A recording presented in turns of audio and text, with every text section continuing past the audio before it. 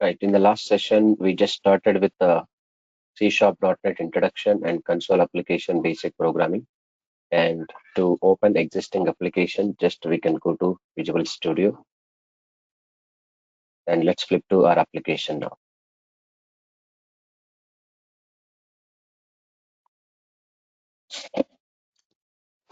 Now, so in the left-hand side panel, you will be able to see that your application in the last session, what we created. So I created a folder called .NET 5pm in this console app 1. This is our solution file. Or else you can go to open a project or solution and go to this location, select the console application 1.sln file. Either you can click on here or you can click on open a project or solution template here. After that, you can go to your location of your project. So the location of project is desktop and .NET 5pm folder and console app 1 and console app 1.solution. So this is our application here. So once we create, this is our application 1, we created, open it, and previously what code you have written, that code directly will open up now.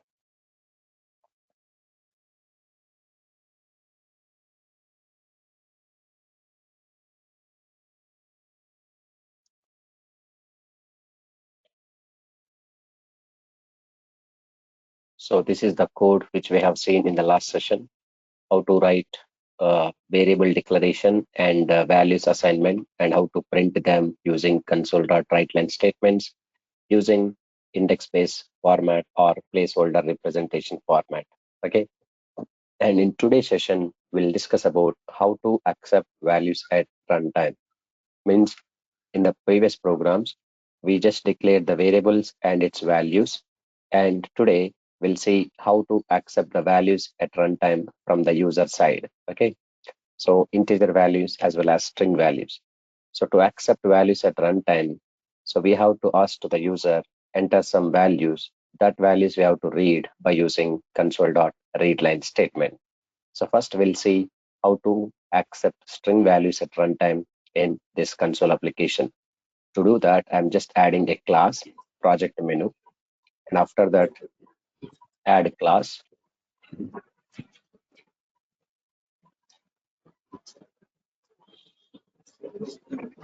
Mr. Manikumar, can you please mute your audio? Hello. Yeah. Can you please mute your audio? Mr. Ramakrishna. Please mute your audio, man.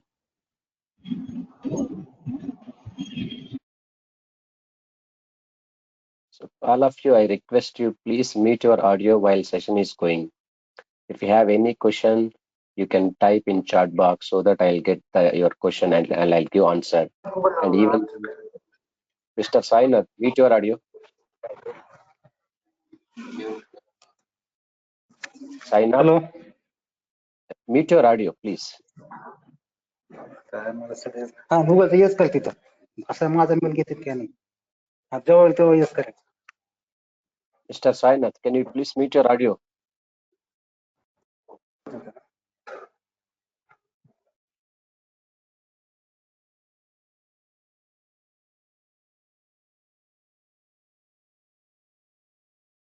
Yeah. So I'm adding just a class here. So class name is class4.cs and click on add it. So we are just adding a new class to this console application. You know that when we add a new class, so by default, a class name will come, and also we don't have any main method here. We have to manually type main method, svm, and double tab.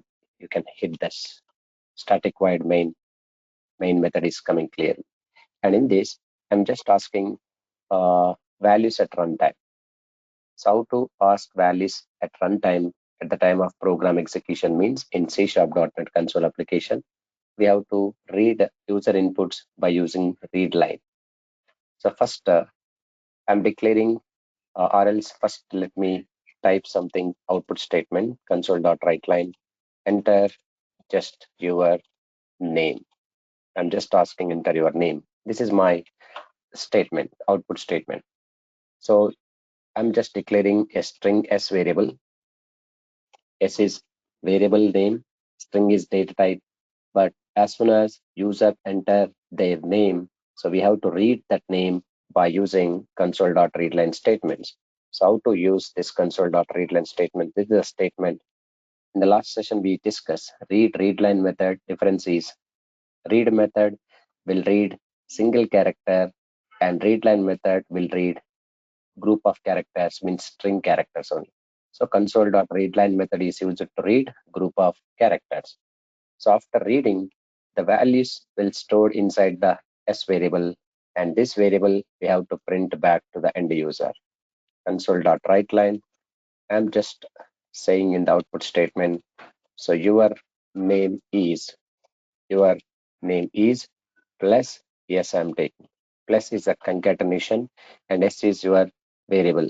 So this variable I'm attaching to this output statement. To stay back to our screen, simply console.read. We have to hit this console.read here. So let's run this one, class4.cs.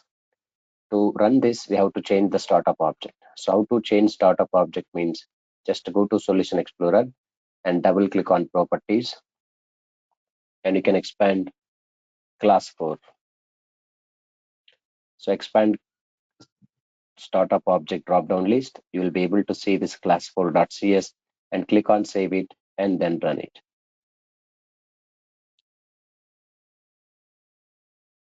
So this is the process to execute your console application programs one by one class. So here in the output window, enter your name. Just I'm asking DURGASOFT is the name.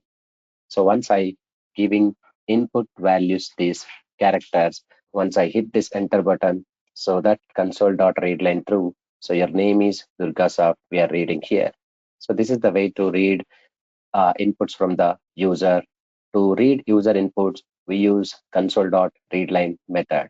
But that too, we are reading string values like characters, group of characters means string. But at the same time, when we try to read integer values, means numbers. I want to read some numbers.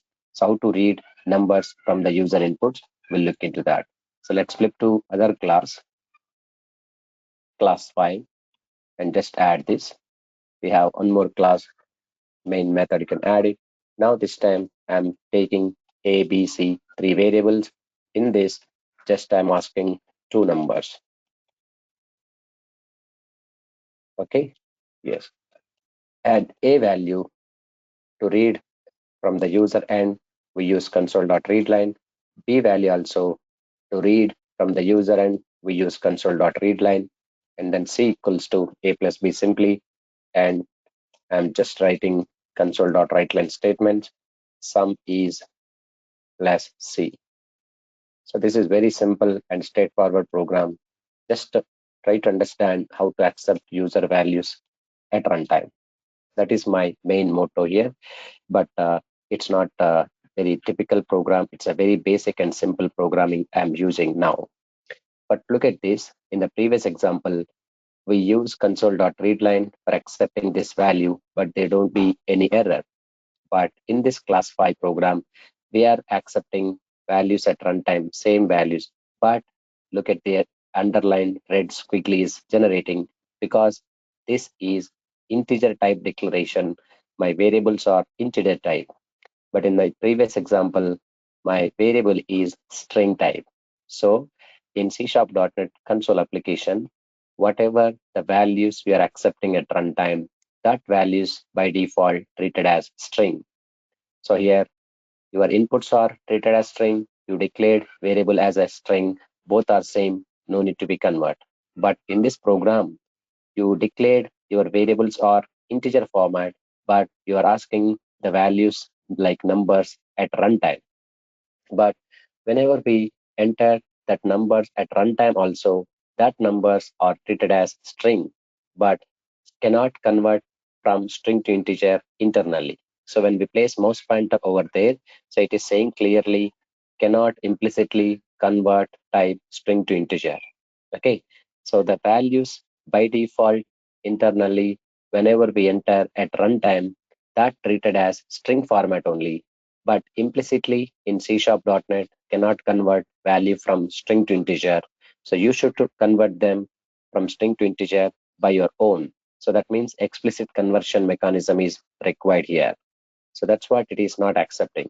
So here to convert from string to integer, we use a basic methods in C#.NET. What are the methods? We'll see that. First method is convert dot. ToInt method is there. And next one is int dot parse is there. Int dot parse. So convert dot toInt method as well as int dot parse method. These methods are there to convert from string to integer in C#.NET console application. But both are going to be successfully convert from string to integer, but there is a difference between convert.toInt and int.parse. I'll show you the difference in next example in between these two, but right now I'm showing how to convert int to string. So convert is a class, toInt is a method, but look at here, when I type toInt in IntelliSense, they are showing toInt 16, toInt 32, toInt 64, different sizes. So it depends on your input range of values. So let me accept meanwhile convert.toInt 32 only I'm using. In coming examples, I will show you difference between toInt 16, toInt 32, toInt 64 is what. So convert.toInt 32 of console.readline. So whatever user entered the numbers, that number by default treated as a string. That string value convert into integer format and stored into finally A. So I am doing explicitly converting that values from string to integer. So that's the reason the values are converting from string to integer by using these methods, convert.toInt32 method. So this time program will execute fine. Three variables I'm declaring. In these two values I'm accepting A and B at runtime. At runtime, whatever the values you're accepting that are by default treated as a string only. But string cannot be converted into integer implicitly. That means internally cannot convert from string to integer. We have to convert that string values into integer. So how to convert means we have to use convert.toInt method or int.parse method. Okay, anyone you can use. But right now I'm using convert.toInt method only. So let's execute this class 5 by changing startup object. Class 5 and click on save it and then run it. Now enter two numbers. Just I'm taking any input. Sorry. So my num block is not activated. That's what it is, invalid entry found. So let's going to be enter this. 12 is my input and 41 is my second input. We got this output clearly 53. So this is convert.toInt method. Even then we can also use int.parse method. Int.parse and also here int.parse. Let me give int.parse here. So when I try to use int.parse here, in this case also, the conversion will done perfectly. So 52 and 41, that is 93. Okay, but both the ways working fine. If you use int.parse and if you use convert.toInt method, both are working fine. But what is the difference between convert.toInt as well as int.parse? So to show the difference between these two, let me show you one quick example again. I'm taking class 6 I'm adding here in entry point. Now let's declare one value here 100. So I'm declaring this value 100 within the double quotes I place. The value which is placed inside the double quotes, that is treated as string. So I declare that string only. String s equals to inside the double quotes 100. This 100 I want to convert string to integer. For this purpose we use two methods. Then we will conclude what is the difference between convert.toInt and int.parse. So console.writeLine first convert to dot toInt 32 of what I'm taking. Yes value I want to convert. So console.writeLine, this is output statement. Convert.toInt 32 This is conversion method of yes. Yes, I'm declaring as a string.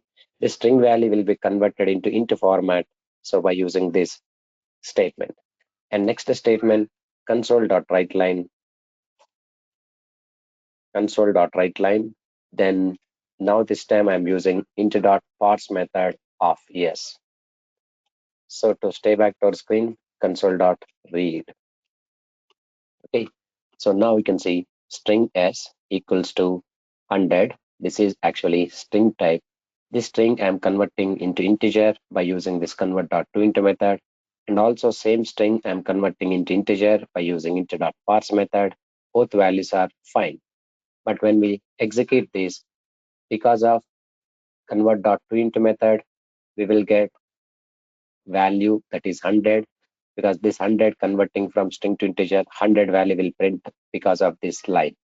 And next, console.writeLine int.parse, because of this line, again same 100 string value will be converted integer and print 100. So 2 times I'm using 2 different statements.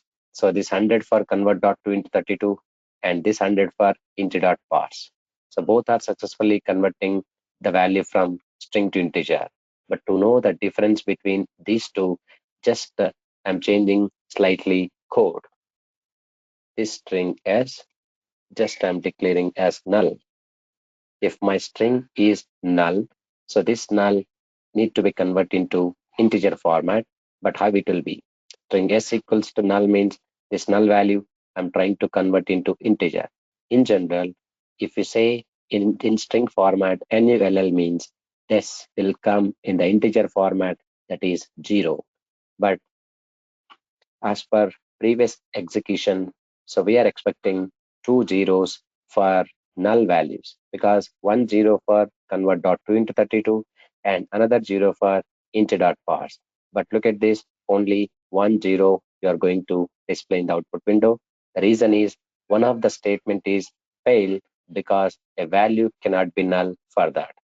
So look at this output, 1 0 is available. That means null value successfully converted from string to integer, that is 0 indication. This is convert.toInt32 method. But whereas int.parse is saying some exception, system.argument null exception. That means if the value can be null, so it unable to convert from null to integer. What is that? Int.parse. So value cannot be null, it is saying. So the difference is convert.toInt method is used to successfully convert from string to integer as well as null to integer. But whereas int.parse method is used to convert from string to integer only, but value is null, it cannot be able to convert them into integer. So this is a small difference between these two. So mostly if your requirement is like converting from string to integer, we can use any method. So either you can go for convert.toInt and int.parse. In case if you are trying to convert the value null to integer, then we can use convert.toInt instead of int.parse. So this is the basic difference between convert.toInt and int.parse. And coming to this, what is this difference, sir? Convert.toInt32 is there. In my previous example, convert.toInt32, convert.toInt64, and 16 also there. So that is just because of your input range values. So if your input range is minimum, then we can use 16. Let me show you clearly with practical implementation. Convert.toInt 32 or 16 I'm taking, and also convert.toInt 16 I'm taking. Okay, yes, both convert.toInt16 and convert.toInt16. Now I would like to execute class 5. To execute this class 5, let's change the startup object class 5, click on save it, and then hit this.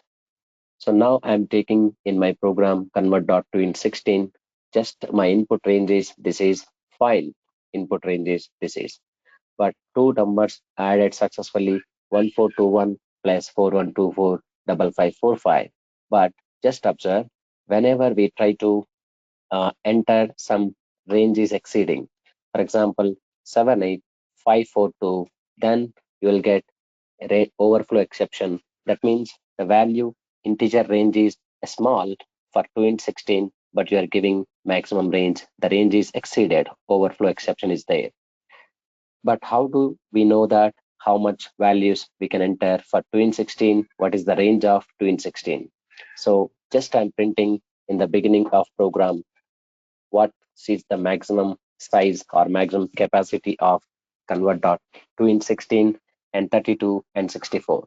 Here int 16 dot, we can say minimum value I'm taking. Minimum value is a property, built-in property. Now console dot write line, console dot write line int 16 dot, what we can say, max value, like this, so that you will get clarity. What is the minimum range for 16, maximum value for 16? So based on that, you can give your input. Suppose let's run this. Now look at here, 16 minimum range is -32768 and maximum range is 32767. If I give 32767, okay, and 1 2 3 4 like this, we got that output clearly. Both values are adding successfully, clear, no problem at all. But just observe here, if I am exceeding the value, so what is that? Maximum range is 32767, 32768, so it is not accept.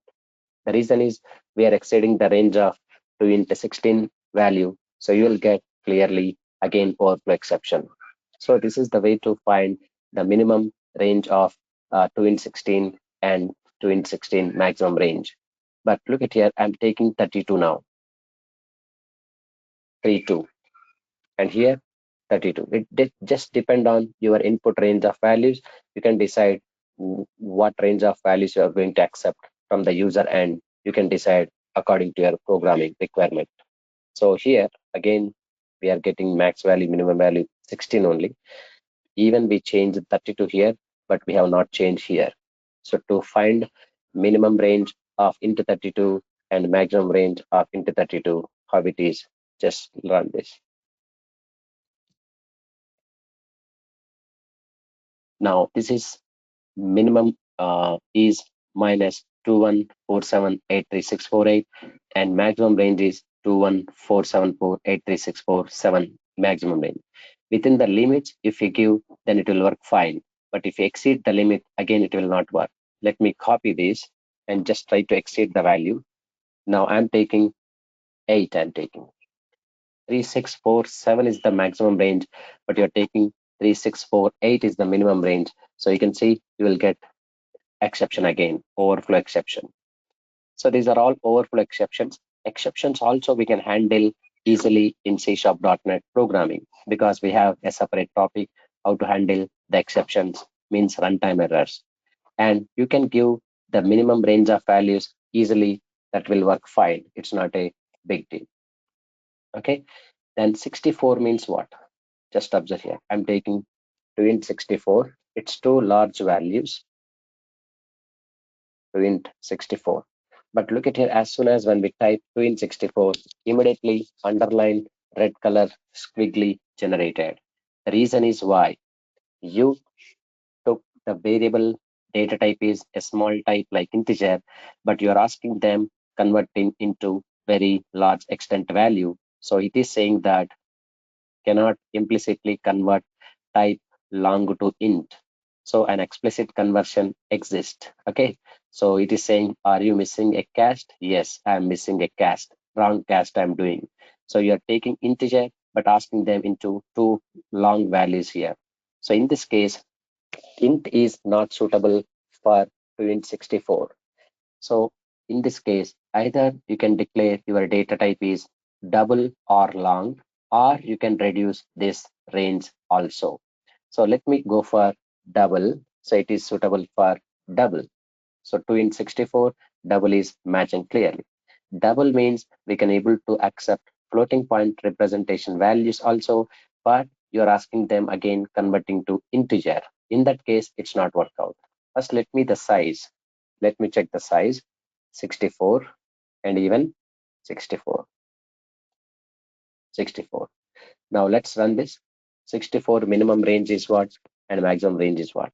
So this is the minimum range of 2 into 64 and maximum range of 2 into 64 here. But maximum range, if I exceed, this is the maximum range, it will work fine. But if I exceed maximum range, again, it will give too large it is.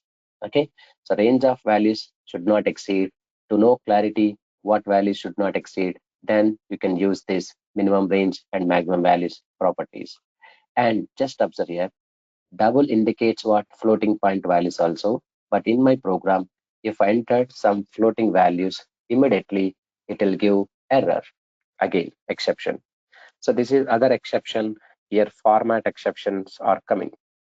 Format means your input string is not in correct format because you declared as a double. Okay, you are entering correct double values like float values only, but you are asking them again back converting into integer. Okay, so to avoid this, then what we need to do? So we can say convert dot to into not. So you should say convert dot to double. And if you say two double here, then your inputs can be a float and integer, no problem at all in that context. Two double is there. Let's run this. Your input range is 4 to 1.4 like this. It's possible clearly. Got my point? So this is the way to work with conversion specification in C#.NET in basic way here. This is values can be accepted at runtime clearly. These are very basic programming which I discuss right now. But look at here, in my previous session, I create a console application using .NET framework through. But actually, we have to discuss about .NET Core framework also, not .NET framework. So let me close this, okay, once. Visual Studio, I'm closing this. I want to show you how to create console application on Core platform. Before going to create Core platform, already I just create in the last session one more application just for checking I created that I'm going to delete now. So let's flip to your Visual Studio 2019 again. So I want to show you how to create .NET Core application. In the previous session, I created a console application using .NET Framework platform. But now I'm trying to create console application same using .NET Core platform. What changes are there? You can find it here. So click on new project again.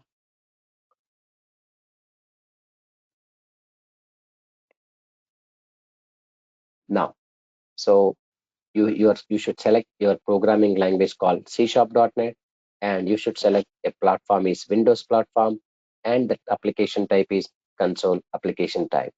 But in the last session, I used this template console application.NET framework, a project for creating a command line application which is able to run on only one platform, that is Windows. You know, .NET framework code exclusively run on Windows, but when we use .NET Core platform, okay, so a project for creating a command line application that can run on .NET Core on Windows, Linux, and Mac OS and others. So this makes platform independent.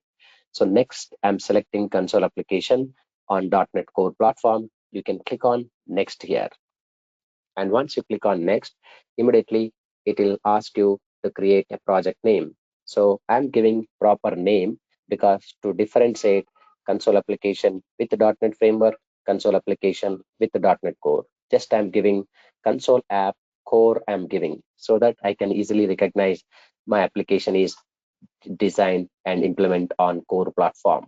Okay, so I'm giving my application or project name is console app core. So let's click on next here. After that, you'll be able to find the core platform here, target framework. Okay, so as I said in my demo sessions, .NET framework version is different and .NET core framework versions are different. There are so many .NET framework versions are there. The first version of .NET framework was 1.0. Now 1.1, 2.0, 3.0, 3.4 one, like that it's keep on increment. Now we are in .NET Framework 4.8 latest version integrated with Visual Studio 2022. Okay, but so now target framework, we have selected a .NET Core platform, but the .NET framework is, this is the long-term support. This is also a latest, but .NET Core 3.1. Just you can, and what we can say, expand this drop-down list. So right now we are using Visual Studio 2019. This is the long-term support, and .NET 5.0. Okay, .NET 5.0. It is completely out of support from Visual Studio 2019. This 5.0, it can be support from Visual Studio 2022 and .NET Core 6.0 also support in Visual Studio 2022. Just for time being, I'm selecting this .NET Core 3.1 long-term support core framework. It is also working fine, but still many companies which are using their target framework .NET Core 3.1 only for long-term support, but 5.0 and 6.0 is the latest and very latest version .NET Core 6.0 only. Even that was completely not done. It's a in previous mode, preview mode only. Preview mode in the sense still it's going to be keep on work on it, work on that complete preview edition, that is .NET Core 6.0. Later in upcoming session, when we start Visual Studio 2022, in that we will find .NET Framework, .NET Core 5.0 as well as .NET Core 6.0. Mostly in our upcoming sessions, we will use Visual Studio 2022 for all the topics which I want to cover on latest .NET Core platform only. Just I'm showing here in Visual Studio 2019 .NET Core 3.1 version, and let's click on create. So now it's creating .NET Core application, core platform, same console application, but which we create in the last session, that was in .NET Framework platform. Okay, now this time I'm using my core framework 3.1. So now we can see this, observe the difference is what? The difference is in this .NET Core platform, most of the namespaces by default will not come directly. In the last session, those who are attended, you might observe on top of the heading of the project, maximum libraries by default came, like using system.collections.generic, system.link, and system.threading.task. So many libraries are there. But in this, there is no much more libraries are available. Okay, so Microsoft reduces maximum features from this .NET Core because more convenient way to develop. And even basic program also, they have given some console dot write line hello world. Okay, but look at here, when we execute this directly, this program will execute. You can see if you go to Solution Explorer, there you cannot able to find any properties window, and nothing is there for changing startup object. Got my point? Yes, look at here, there is no properties window. But in my previous examples, you clearly seen that property window for changing startup object. But here, no property window like this. But how do we change startup object? I will assist you now here with the .NET Core. But when we hit this directly, run this program, hello world.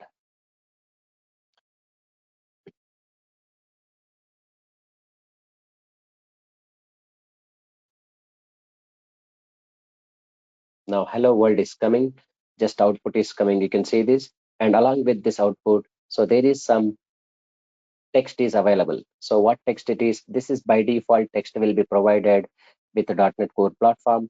They are saying that press any key to console, press any key to close this window, they are saying. But in my previous .NET Framework platform, I have to enter or else close button to exit from this output window. But here they are saying clearly, press any key to console, sorry, press any key to close this window. I'm just hitting this close enter button. I'm closing this window here because we don't need to require console.read here to stay back to our screen. Why, sir, it is not required? Let's look this statement. So let me increase the size for clear visibility. Now, so observe here, they are saying that in my output window to automatically close the console when debug stops. Okay, to automatically close the console when debug stops. In previous examples, what we have seen, you can enable tools, options, debug option, automatically close the console window when debug stops, they are saying. If you want to work with like this option, previously what we have seen in console application.NET framework, in console application.NET framework, initially when we type program without adding console.read statements, okay, so it will when we execute the program output window will be display, and again immediately it will be disappear. But that if you don't want, if you need not to do like this. Here by default it is saying that standard reading the output window. Here hello world is there. If you want to exit from this window, press any key to close the window. I'm just hitting any key, I'm closing the window. Okay, but still sir, I want to automatically close the window as we have seen in our previous examples console.framework. What they are suggesting, look at here, you read this information. To automatically close the console window when debug stops, you can go to tools menu, you can go to options, you can go to debugging and automatically close. There was a checkbox, you can deactivate that. Let's try to figure out that. So tools menu is there in my Visual Studio, and options are, they are suggesting me to go to here options, and next after options there is some debug option is there available. You can see debug option, you can expand this in the general settings. Now closely observe the scroll down this window, look at here, there is some option is available. What option? Automatically close the console when debugging stops. When we activate this and click on OK, now this time you can see once I run this, your output window is going to be display and immediately it is going to be disappear. What we have seen in my last session console application with the .NET framework, same way. But here if you want to stay back your screen permanently, compulsory we have to use read method. Now this time we use read method explicitly. This method through our screen is going to be stay back permanently like this. Got my point? This is the case. So these changes are there in .NET Core platform. So you want to uh, execute normally without using console.read, then you can enable this checkbox clearly. What checkbox? Tools, options, and debugging left hand side, general settings. And after that, you just come down, automatically close the console window when debugging stops. You can deactivate like that. So when we deactivate this checkbox, every program at the end, no need to use any console.read. Okay, automatically it is going to stay back, only it will ask you to press any key from exit option. Okay, one option is there, fine. Next sir, how to add more classes to this console application core platform? Same process. What is the process? Right click on console app core application, go to add and new item or else class, you can choose. But I am adding one class. That class name is class1.cs and new class is added here. But even same, if you add new classes, type svm, and I'm saying this console.writeLine, I can say welcome to DurgaSoft. Just I'm giving welcome to DurgaSoft. After that, to stay back to our screen, console.read. That's all. But look at here, when we execute this one, as usual, it will ask you to change startup object. Okay, because your console application should not have more than one entry point. When we say no, again it is saying clearly in the error list, what is this? Program has more than one entry point defined. Same message we got what we discussed in our previous session. So how to solve this? We have to change startup object again here also. But to change startup object, usually in console application using .NET framework in Solution Explorer, there is a properties window. Once we double click on properties window, there startup object highlighted, but there is no property window in .NET Core platform. So you can do one thing, right click on your application or project name, console app core, right click on it, and look at here, this is the property window. So properties, you can click on properties. There you can able to get this startup object. Our target framework is .NET Core 3.1. You can expand this. Once you can expand this, there are two class files are readily. So which class you want to execute that class, you can select it and save this and run this now. So this is the procedure to run console programs using your .NET Core platform. Some small changes are there, but coding style and logical expressions and everything almost the same. There is no changes.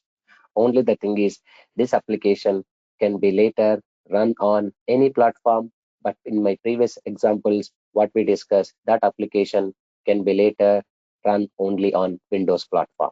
So platform dependent style and platform independent style using .NET Core as well as .NET Framework. But our batch is completely .NET Core platform through. I will show you all the examples. So that's what in our upcoming sessions also, when we start ASP.NET, ASP.NET Core, Core MVC, Core Web API, not framework, not framework ASP, MVC, not framework Web API. Only core platform we'll discuss in upcoming sessions. Okay. So that is for today's session. So if you have any question, you can feel free to ask me now. So those who are new to this session, I strongly recommend to watch my previous videos, which we completed 3 videos on YouTube channel of DurgaSoft. You can watch that videos and maintain the flow continuously. And tomorrow only this link will work for your kind information. And tomorrow is the last demonstration from your side. So after that, you can enroll for this course if you wish to continue my lectures. Otherwise, happily you can able to look forward another option. If you want to enroll, you can contact to DurgaSoft, and after enrollment process, we will give a short link from our side. Then once your enrollment process is complete, I will get your mail IDs from DurgaSoft so that I can share the videos and soft copy of material to your mails. So that's all about from my side. So if you have any question, you can feel free to ask me.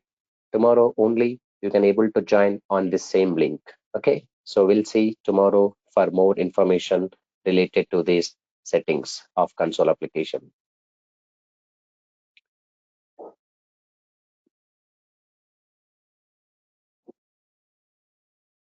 Any question you can ask me now if you have any doubt.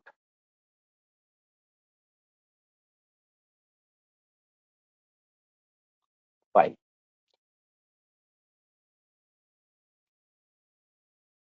I just request you to please enroll for this course if you really interested to proceed my lectures.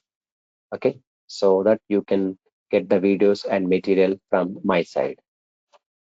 So see you tomorrow. Have a nice time. You can join on the same link at same time.